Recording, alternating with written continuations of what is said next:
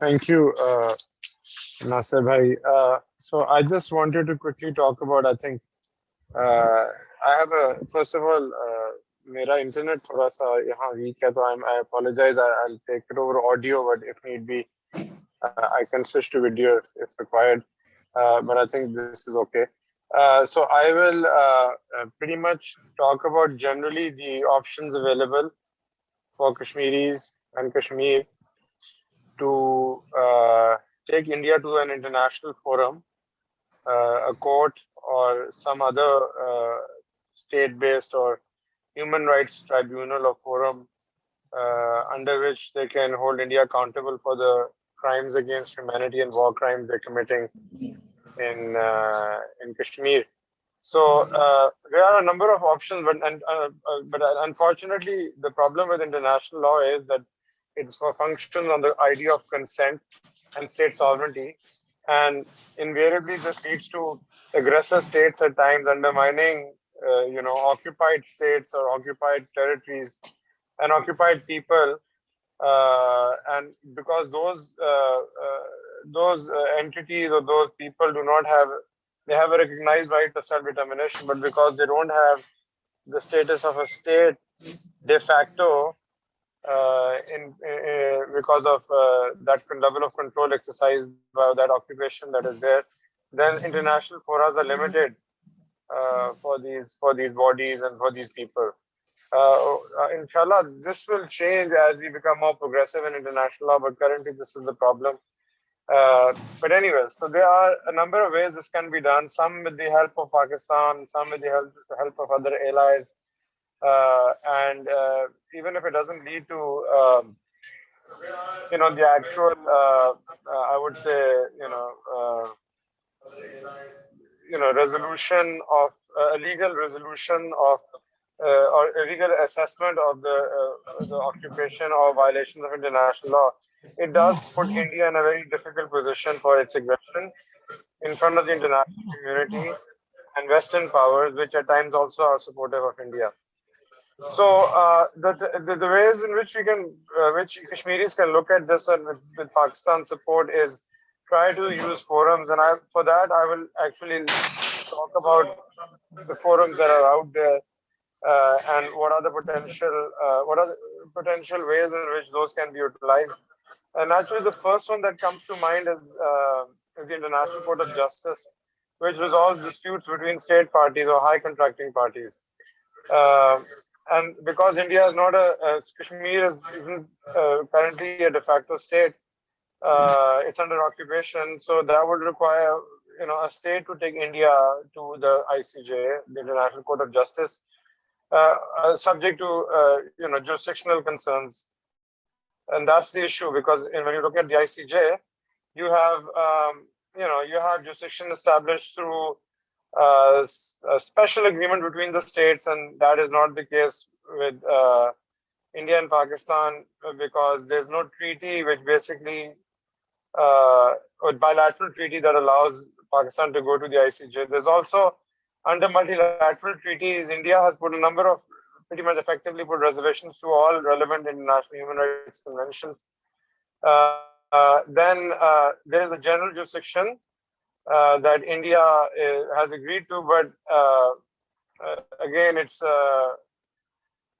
subject to declarations, which makes it very hard for Pakistan, particularly, to take India to the ICJ because there is a condition that any dispute involving common law countries cannot be entertained by the ICJ. India won't accept that jurisdiction. There are like other unrelated, like as India used recently, where they were able to argue jurisdiction. That is the Consular Relations Convention. I mean, there are all these multilateral conventions that don't deal with rights of people or human rights. And there's a clause here or there that can be used, but again, that wouldn't be something that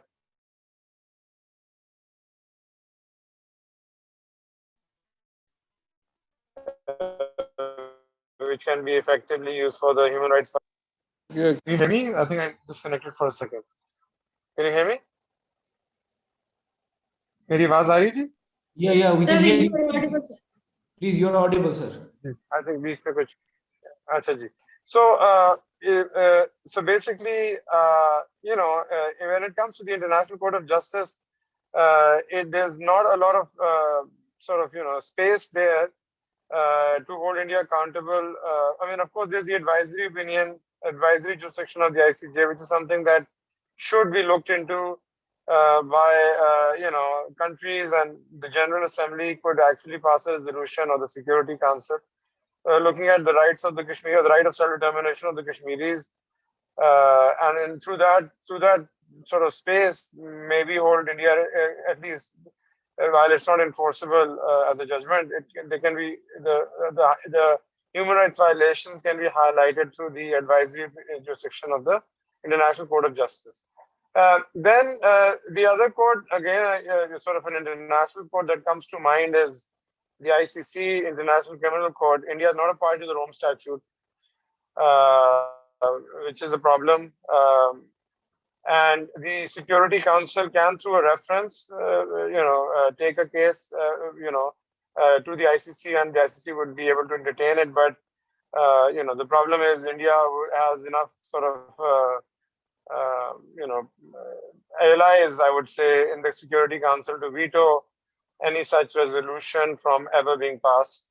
The prosecutor of the ICC has some prosecutorial powers to question India, and India would be forced to respond. But again, that requires the prosecutor to actually go in that direction, and it's a very big step. And in that regard, even the people of Kashmir can raise it with the prosecutor, because it doesn't require a state to basically raise this. A state, occupied state, as we know, which doesn't have that recognition under the UN, still can take the matter to the can bring it to the prosecutorial prosecutor's attention. So that's one option. And then, of course, there's the option of universal jurisdiction, because under the Articles of State Responsibility, draft Articles of State Responsibility, which codifies all international law, and under customary international law, which is what it codifies also. Jus cogent violations are considered to be extreme forms of violations, that no human rights violations, that no state is allowed to commit, irrespective of any circumstances.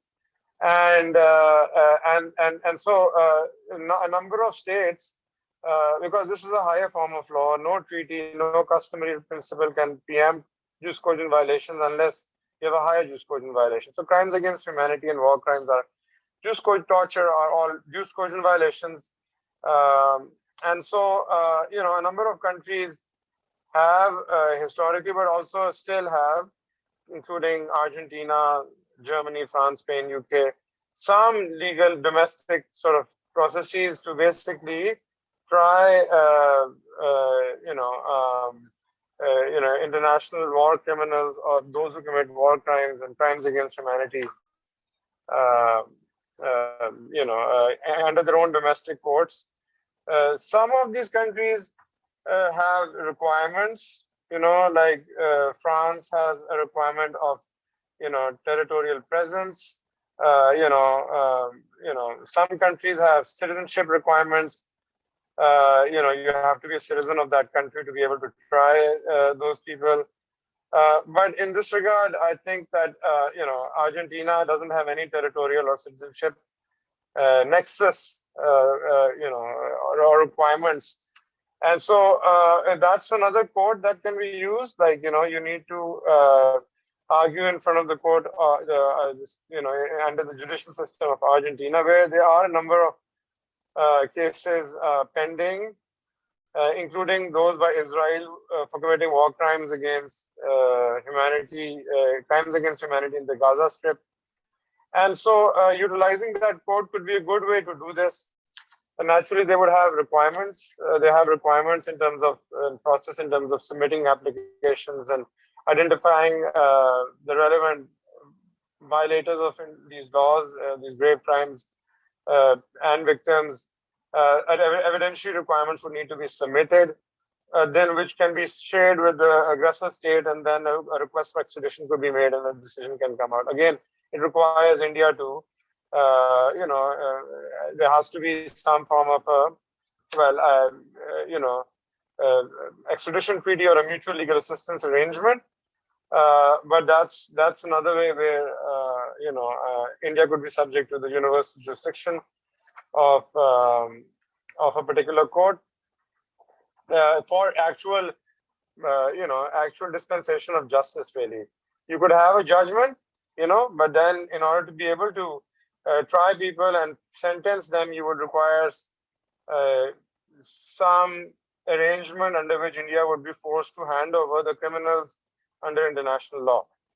Uh, Apart from that, there are other mechanisms through which, universal jurisdiction or other forms of jurisdictions can be exercised. I think in the case of the ICJ, the fact that India has submitted a declaration or a qualification to jurisdiction on matters with Pakistan because of, well, Commonwealth states they do not accept any disputes.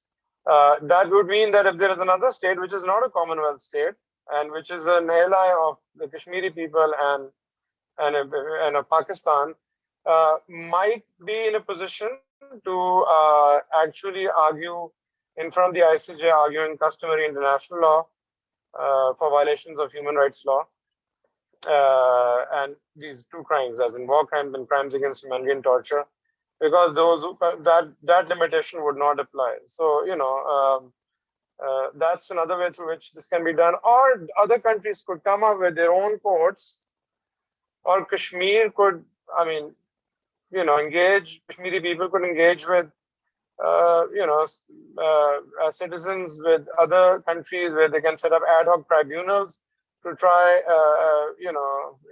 war crimes, because war crimes and crimes against humanity are crimes that any country can exercise jurisdiction over, and any union can exercise jurisdiction over. So another argument would be that, under the European Convention of Human Rights, the Kashmiri diaspora and, those states that are sensitive to the Kashmiris' cause, and also the violations that are being committed there in terms of human rights, these grave violations, to mobilize forces in European countries and also through the European Court of Human Rights to be able to exercise some jurisdiction over Kashmiris, because or violations of these rights, because a number of Kashmiris also hold nationality in European countries. So they would be European citizens or European subjects as well. So anyway, just to summarize, it's not. There is, as we move forward, I would expect international to progressively evolve where, on such kind of grave human rights violations, the courts would be, amenable and accepting of, exercising jurisdiction, over grave crimes of the nature that we've been discussing. This requires mobilization of civil society, of international sort of relations context. States that mobilizing states at different levels, different forums, to create pressure to basically exercise jurisdiction over the Indian state. As I said, the UN and the other sort of frameworks like the ICJ or the ICC or even the Permanent Court of Arbitration, these are limited by requirements of both state and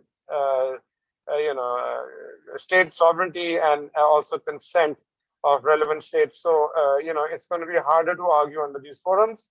But I think a better course of action would be under the rubric of universal jurisdiction. Working with countries that allow for trying war criminals under their own domestic systems, to use those forums to hold the Indian state accountable. At a minimum, holding them accountable, the best case scenario, of course, would be being able to get those criminals extradited, state criminals extradited to the relevant states and be sentenced for the crimes that they have committed. So with that, I will end my presentation. If there are any questions, please. I have a couple of minutes. Otherwise, thank you very much. Thank you very much, sir, for your distinguished inspection on breach humanitarian law with respect to Kashmir and other aspects of legal processes of concerned humanitarian ground in Kashmir dispute. The question are open for Mr. Sikandar. If we have any questions, please.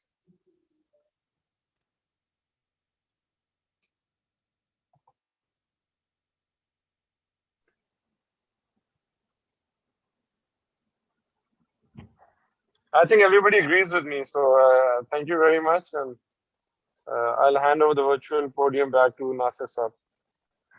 Thank you, Thank you, Professor Sikandar Shah. Thank you very much. Thank you for your time. Shiza, please continue this. Thank you, sir. Let's get back to the introduction first. Going about the organization LFOVK, the Legal Forum for Oppressed Voices of Kashmir, is an international, non-violent and legal organization. Its members are indigenous people of occupied Jammu and Kashmir. The aim of the organization is to defend the political and social and human rights of Kashmiris and to promote the UN-sanctioned right to self-determination. Therefore, it has been established to provide an international forum through which its member can be effective contributors in the international community.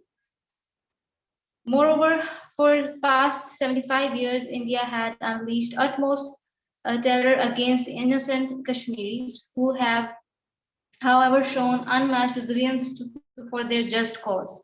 The people of Jammu and Kashmir are awaiting the realization of their right to self-determination promised by the United Nations. But India continues grave humanitarian violations to impede Kashmiri right to choose their future according to UN's Security Council resolutions. So ever since India's illegal act of August 5th, 2019 and subsequent human rights violation, situation of human misery has substantially deteriorated, making the abuse and impunity against the innocent occupied Kashmiris part of their daily routine. Moreover, the Genocide Watch has already issued a genocide alert for the Indian occupied Jammu and Kashmir. And as per the Article 2 of Convention of Prevention and Punishment of the Crime of Genocide 1948, India's inhumane actions in Jammu and Kashmir are expected to be part of larger plan of genocide, where Indian security forces are intentionally killing the Kashmiri population, which reminds of a regular practice of genocidal acts, especially the Jammu massacre of 1947, right after the independence of India and Pakistan. Therefore, the purpose of today's meeting is to discuss the abuse and impunity in Indian occupied Jammu and Kashmir and the legal aspects to prosecute the government of India and its stationed war criminals before the appropriate forums. Our honorable guest speakers are requested to analyze the current situation in light of India's history of perpetrating a reign of terror through mass execution of the Kashmiris in depth. So we will have our next speaker guest, Professor Amir Adnan Rahman. He is an academician of law in University of Azad, Jammu and Kashmir, and a dedicated activist working on various aspects of conflict of Jammu and Kashmir since 2009. He is also a PhD scholar in the field of human rights and humanitarian law from International Islamic University, Islamabad. He has been actively participating in various conferences, seminars, panel discussions, workshops related to the themes of legal dimensions of Kashmir issue, human rights, humanitarian law, peace building, institutional issues of all divided regions of conflict analysis. Sir, over to you. We will have your views now. Thank you, sir.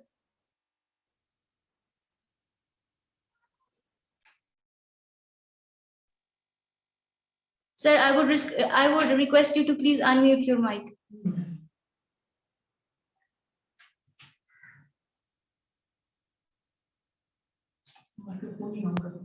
Can you hear me now?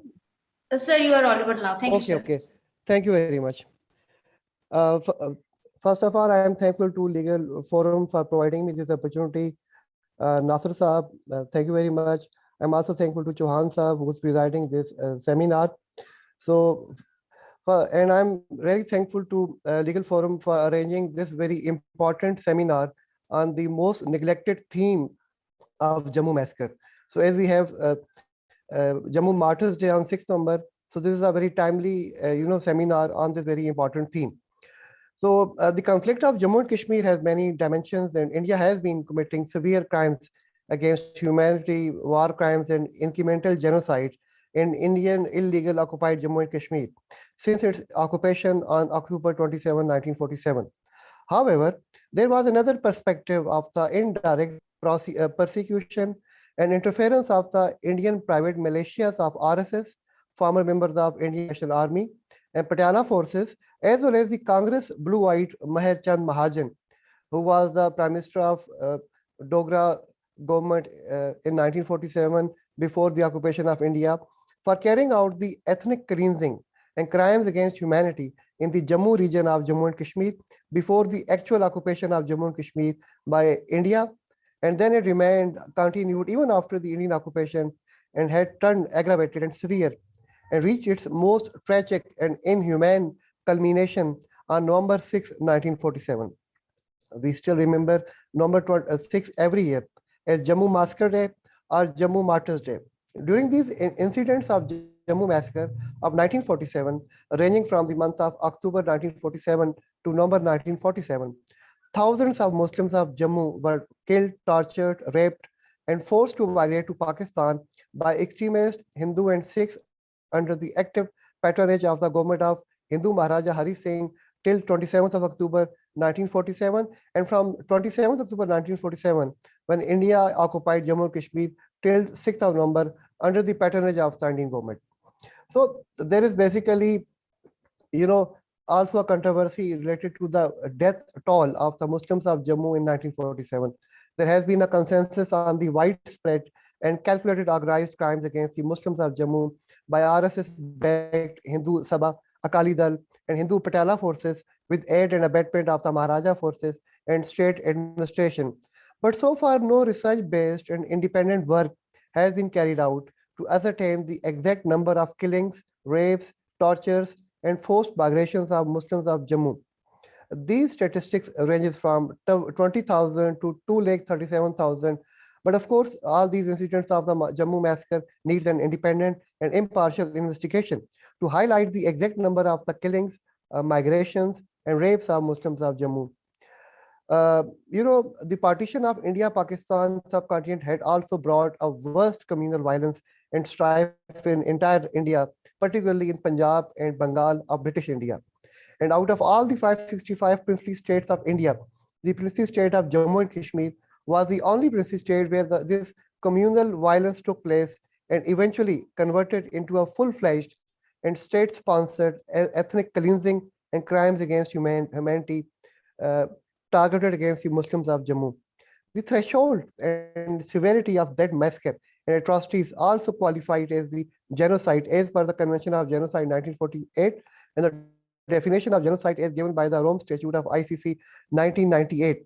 But technically and legally speaking, there was no law defining genocide when the Jammu massacre took place in 1947, except a resolution of the United Nations General Assembly condemning the act of genocide in the occupied territories of the world without defining it and without determining its punishment. Unfortunately, no significant research and academic work has been carried out so far on the unpleasant massacre of Jammu, which took place in 1947 from the legal perspective under international law. So we need to understand that why this Jammu massacre took place. What were the circumstances? What were the causes? What were the ground realities? So just for the understanding of the youngsters and students sitting out there and watching this live telecast of the seminar, so there are 5-6 very important reasons. Number one, when the Hindus and Sikhs of Punjab and adjoining areas reached Jammu from the month of March 1947, that caused unrest and communal disharmony in the state of Jammu and Kashmir, particularly in Jammu. Number two, presence of a strong and trained workers network in RSS in Jammu region. And absence of any organization and preparation on the part of the Muslims of Jammu. As all of you know it very well that RSS was established in 1925 and had strong roots and presence everywhere in Jammu, and even it's very strong even today in Jammu region of Jammu and Kashmir. And then Akali Dal was also present there. And Akali Dal was established in 1920 basically to protect the six religious places. But it has had strong ranks and files in Jammu at that time, and it was also armed in their traditional way.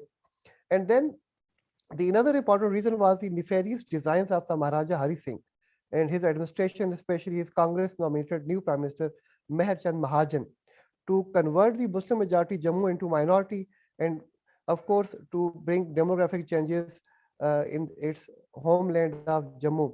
And you know it very well that Jammu was the first place in the subcontinent where these demographic change took place in 1947.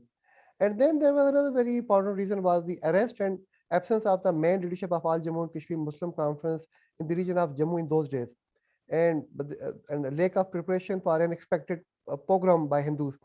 Chaudhry Rambad Sahab was basically from Jammu. He was arrested when these Jammu massacre took place, and these, the second and third tier of leadership was also not there. They were mostly in Srinagar, and there was no preparation and no expectation of this kind of program or massacre by Hindus against Muslims. So that can also be regarded as one of the reasons. And then the important aspect was the direct and expressed patronage of the government of Jammu and Kashmir to the perpetrators of this massacre in Jammu. They took all the arms and weapons of any kind from the Muslims, including the members of the state forces of who are Muslims, the Muslim police officers, police personnel. So they were all demobilized. That arms were taken by the Maharaja forces, Hindu forces, and then allegedly they distributed those arms among the Hindus and Sikhs to use them against the Muslims. And they actually led all these events of massacre against the Muslims.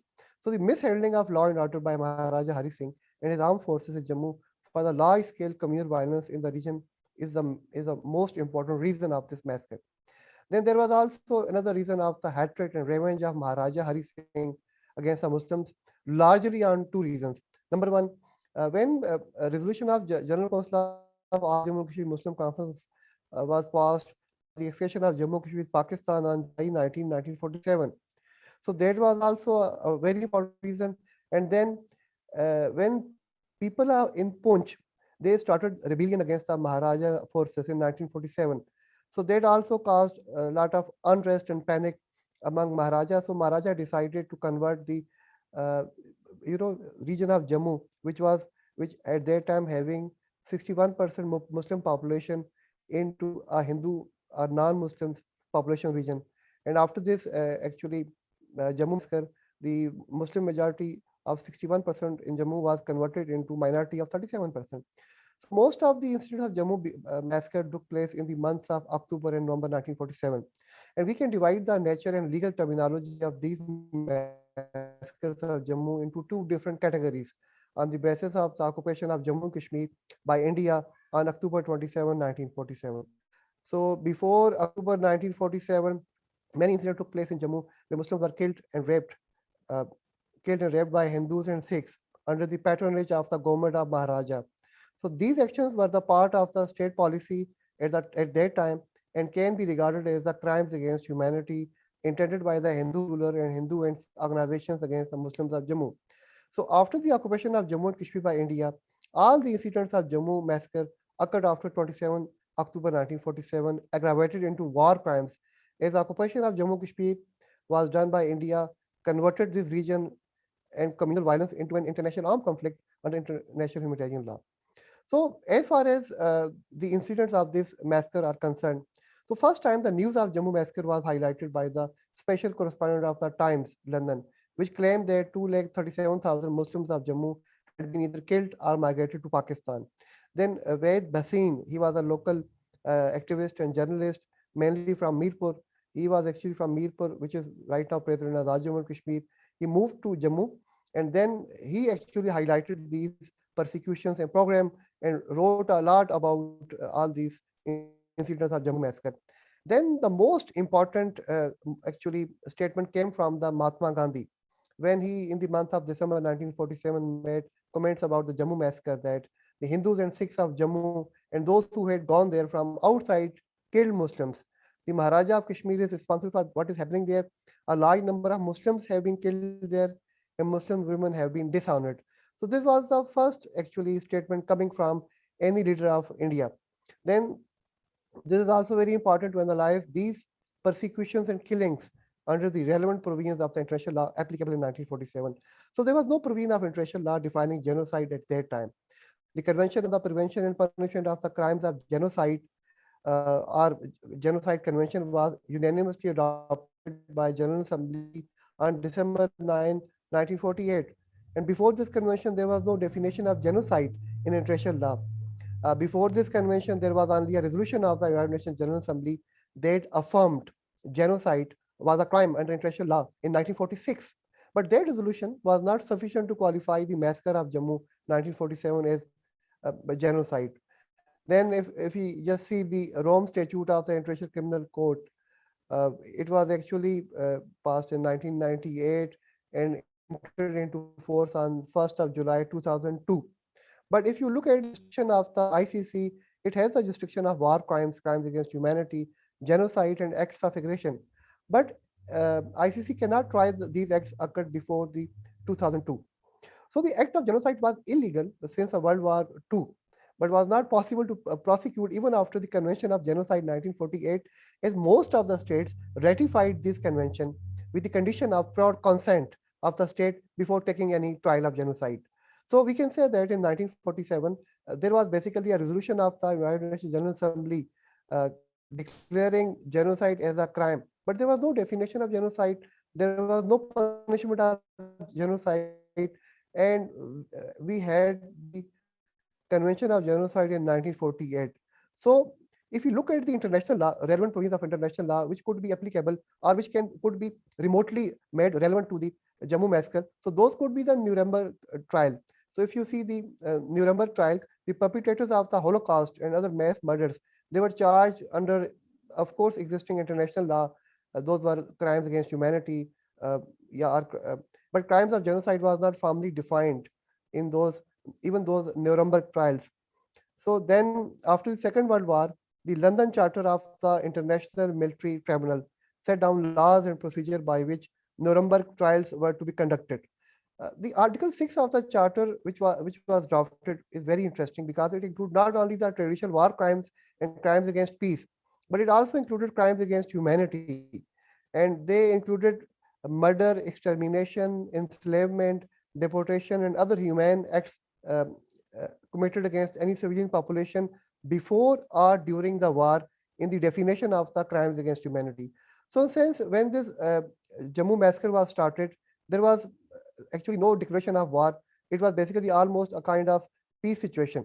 So this could be applied in the case of the Jammu massacre before 27th October 1947, and after 27th October 1947, of course, we can assume legally we can assume that when India occupied Jammu and Kashmir, so that was basically a situation of the international armed conflict under international humanitarian law. So if we just analyze the acts committed by Hindus against Muslims in those Jammu massacre under international law, which was applicable at that time. So these laws were especially made for the prosecution of perpetrators of the Holocaust. But if we analyze the Jammu massacre in the light of the definition of the crimes against humanity as defined by the relevant law of Nuremberg trials, the incidents of Jammu massacre qualified to be termed as the crimes of humanity uh, under the following grounds. Number one, Jammu massacre were against the Muslims of Jammu specifically.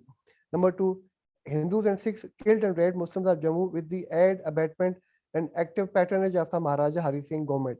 And number three, the incidents of Jammu massacre involved acts of murder, rape, extermination of Muslims community, and deportation of Muslims to Pakistan. So, if we just analyze the incidents of Jammu massacre from the perspective of the definition of the crimes against humanity under the relevant laws of the Nuremberg trial, so we can say that at that time, these incidents of the Jammu massacre could be defined as the crimes against humanity. And on the other hand, if we even analyze the definition of genocide, which was given by the Convention of Genocide 1948, a Rome Statute, which cannot be applied retrospectively to those incidents, but even then, if we apply that on Jammu massacre as well, so those acts are also qualified to be called as genocide. But technically speaking, when those events happened, genocide was not defined at that time. So, what is the way forward? First of all, unfortunately, we do not have any special research-based findings about the nature and ground realities of the Jammu massacre so far. So we need to conduct a special research and fact finding to ascertain the facts and figures of the Jammu massacre 1947. We failed to do it so far in 74 years. We could not produce a single book, in Pakistan and AJK, which could be presented anywhere in the world about the Jammu massacre. So this is a need of the hour. And then we need to highlight the stories and facts of the Jammu massacre at the international level to describe these incidents as the Holocaust of the Hindus against Muslims. Then, of course, the government of Pakistan or AJK should establish a kind of commission on the Jammu massacre 1947.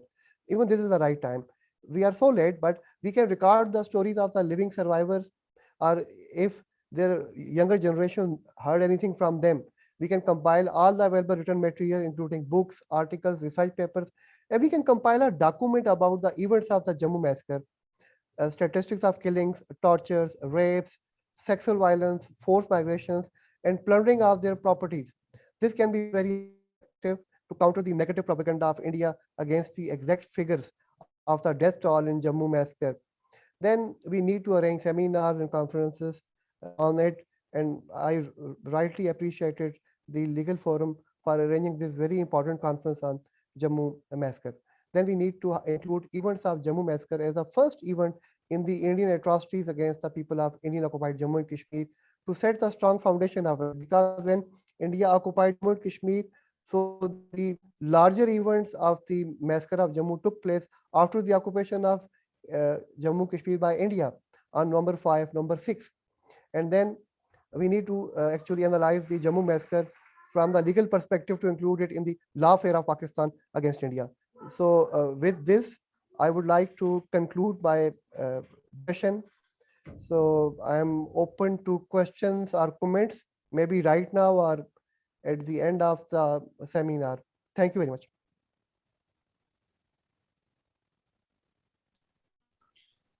Thank you very much, Adnan Saab. It was a great presentation, and you rightly elucidated the historical facts. No doubt, this is one of the worst human carnage, which South Asia, not only the South Asia, the world has witnessed. If I recall and remember the quotes of Kofi Annan, the Secretary General, when it was the massacre of Serbia, and he said that this episode will haunt the history of United States. And if we talk about the Jammu massacre, Jammu genocide, there were 28 times higher death toll than the Serbia. It was much more. And then the pre-planned ethnic cleansing was carried out to secure an area which is no doubt bigger than the Bosnia and Serbia. So this is one of the forgotten human carnage in the history, and unfortunately we have not worked. Only a few researches are available. Yesterday I found a sister from Indian occupied Kashmir. She has published her thesis on the Jammu massacre. And that was published in the Routledge, the Cambridge press. And we need to do a lot as far as this forgotten massacre is concerned. Not only the academic work is required, but we need to do some pragmatic acts like how to take this massacre thing to the international criminal tribunals. Because if we look that Serbia thing, the offender was punished. He was found guilty, and there was a life imprisonment by the war crime tribunal. And when you have everything available, you have a survivors Even some of the survivors, they are living in Mirpur. I have seen 2 or 3 survivors who are recounting the horrors, whatever happened in the aftermath of partition in 1947, and how it was programmed a systematic execution of Muslims to make them in a minority. So we need to do some pragmatic efforts, and additionally, government of Pakistan, as well as the much responsibility. To me, the responsibility lies to government of Azad Jammu Kashmir, particularly the civil society as well as the government section, President and Prime Minister Azad Kashmir. Civil society must act as a pressure group, to force them to pressure that to take these gruesome and barbaric acts to the international forums, so that there will be a justice, and these evil, the hate mongers who are present right from 1947, they would be punished. Once again, thank you, Mir Adnan Saab. It was really nice and well articulated, very much historical, and then the relevant up to the mark. And again, I would thank Professor Sikandar Ahmad Shah. Thank you for his time and valuable comments on the universal jurisdiction, how to invoke the universal jurisdiction. We're sorry, Mr. Justice Lee Nawaz Chauhan, our chairman, is not well, so he has to leave. He was not feeling well. Despite that, I salute his commitment that he tried to come and speak on this topic, but unfortunately he was not well and he has to leave. Mir Adnan Saab, thank you very much. This was our first session, and tomorrow we have a session second, follow-up of this crime against humanity, recounting the horrors of Jammu massacre. And we have some experts, which include one politician from the opposition group. Once again, thank you very much. Thank you very much for inviting me. Thank you very much. With this, we end the session. Thank you very much. Thank you, Adnan Saab. Again. Thank you very much. Thank you, Professor Sikandar Saab. Thank you.